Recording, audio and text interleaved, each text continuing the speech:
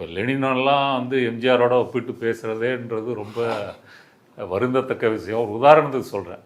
இப்போ லெனின் ஒரு தலைவர் அப்படின்னு சொன்னால் தொண்டர்கள் அப்படின்னா லெனின் என்ன சொன்னார், என்ன எழுதினார், அவருடைய கருத்து சரியா, இப்படி தான் அந்த உறவு இருக்கும். அந்த வகையில் லெனின் நம்ம ஆதரிப்போம், மாவோ ஆதரிப்போம் அப்படின்ற முறையில் இருக்கும்.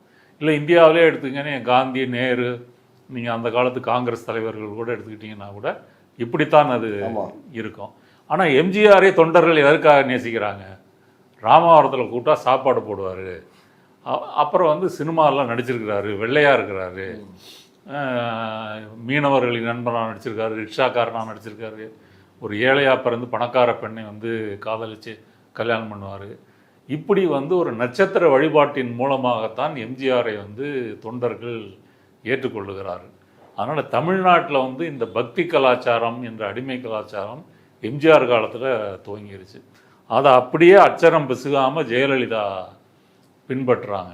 எப்படி இன்னைக்கு விஜய்க்கு வந்து ஒரு பிம்ப வழிபாடு, நட்சத்திர வழிபாடு அப்படியெல்லாம் இளைஞர்கள் கத்துறாங்களா, அழுகிறாங்களா, டிரான்ஸ்ஃபார்மரில் ஏறுறாங்களா, இதுக்கெல்லாம் வந்து பிள்ளையார் சொல்லி போட்டவர் எம்ஜிஆர்.